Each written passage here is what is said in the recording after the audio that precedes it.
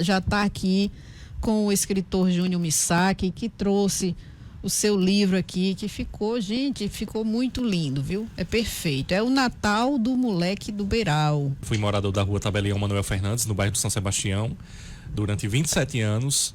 E foi lá onde eu pude construir, digamos que, os meus sonhos, né? Projetar os meus sonhos, principalmente no meio de tantas dificuldades, tantas limitações que a vida, a exclusão social nos possibilitava, principalmente na época da década de 80, 90, onde o Brasil, né, tinha uma economia bem diferente da economia de hoje, embora a gente também passa por perrengues, mas há 30 anos atrás, 40 anos atrás era bem pior.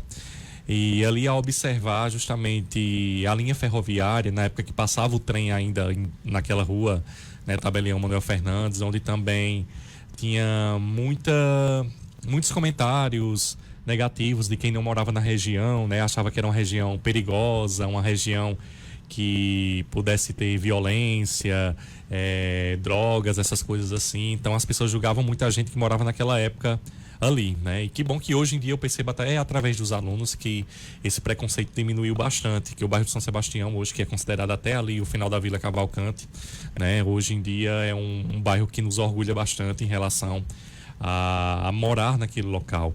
E o trem trouxe várias histórias, trouxe várias lembranças, meus amigos de infância. Não diria que seria uma obra autoral, porque eu não passei a dificuldade que o personagem passou no meu livro, né? Então, mas eu vi muitos colegas pedindo comida com latinha de margarina nas portas, principalmente em Páscoa, em época de Natal, né? O de jejum que eles chamavam.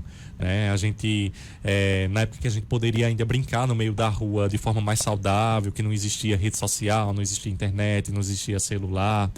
E então essa época foi uma época que os sonhos ajudavam a gente a construir, né, o nosso Natal. Então o livro ele fala da história de um personagem chamado Moleque, né, dessa forma mesmo, Moleque, como a gente era tratado, né, no meio da rua pelas pessoas mais velhas. Ah, olha o moleque, ei moleque, vem cá, tal. Então esse moleque mora com a sua avó, que é uma realidade que eu vejo da maioria dos alunos da gente, né? Mora com sua avó, não conhece sua mãe, não sabe quem é primo, quem é irmão, né? No sentido fictício, né? Não me inspirei, digamos, necessariamente em alguém. E que esse moleque, ele sonha em um dia poder sair daquela situação. Então ele faz desenhos na areia, na calçada de casa, embaixo de um pé de castanhola, com um pedaço de carvão, sobre os seus sonhos, sobre acreditar. E no meio dessa história tem vizinhos que debocham dele, que dizem que ele nunca vai ser nada nem ninguém na vida, né?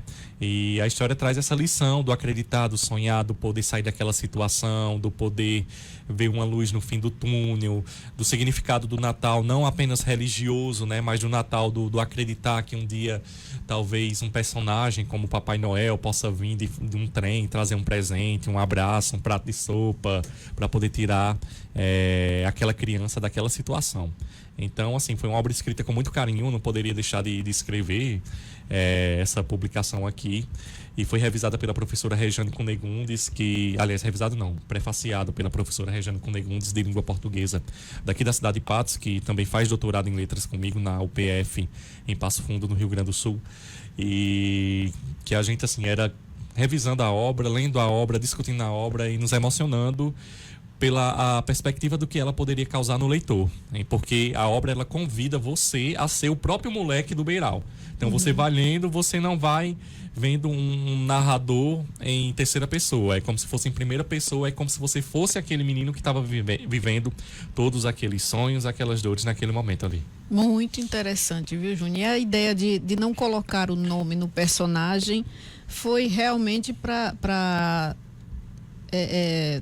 ser uma questão, é um ícone do que passa realmente, passam as crianças, né, da faixa mais pobre, assim, da nossa sociedade, que se não tem um nome, não tem uma associação até com a questão da humanidade, de ser um ser humano.